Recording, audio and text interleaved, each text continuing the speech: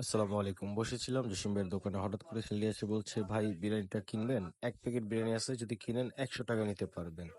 খুবই অবাক দৃষ্টিতে ছেলের দিকে তাকালাম, তারপরে বুঝতে পারলাম সে আসলে বিরিয়ানিটি বিক্রি করতে আসছে। তারপরে তার কথা বলে তার কাছ থেকে শুনতে পেলাম সে বিরিয়ানিটি বিক্রি করে তার জন্য টাকা নিয়ে যাবে। তারপরে ভিডিওটি দেখলে হয়তো বা বুঝতে পারবেন সে কি বলতে চাচ্ছে। গেল তোর 100 টাকা বেচবি না, তোরা লাগলে আমি 50 টাকা দিব, কিন্তু তুই আমার সামনে খাবি, নানি রে নিয়ে 50 টাকা দিবি। রাজি আছস? না, তোর খাইতে দিব 50 টাকা, নানি রে নিয়ে দিবি। বাড়ি ছেড়ে যাবি কবি, এটা তো কেউ কিনে না, এটা তো কেউ কিনতে চায় না। এখন দেখ, আমি যে অফারটা দিচ্ছি, যদি রাজি থাকস তাহলে তুই নিজেও খালি কি করবি। আমি তো কিনার কথাই কইলাম রে ভাই।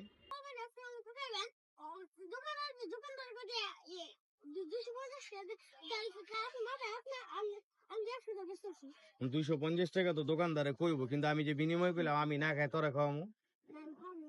হ্যাঁ, আচ্ছা ঠিক আছে, তোর আমি 100 টাকাই দিব, কিন্তু বিরিয়ানিটা তোর খাইতে দিব। রাজি আছস?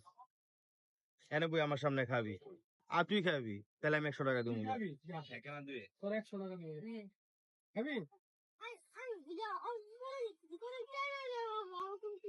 না, এটা কম, তুই খাইলে আমি দিব।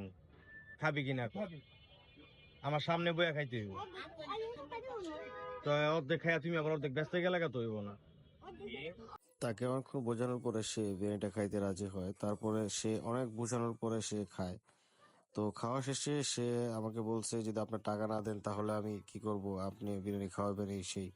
তো তারপরে সে বিরিয়ানিটা খায় এবং খাওয়ার পরে দেখেন সে টাকাটা নিয়ে কি খুশি মনে বাড়িতে চলে যায়। আচ্ছা,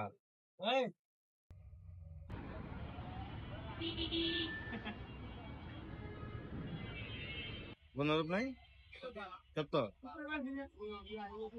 পুরা বিরিয়ানি খাইলি না, এখন কত দিব? 50 টাকা দিব।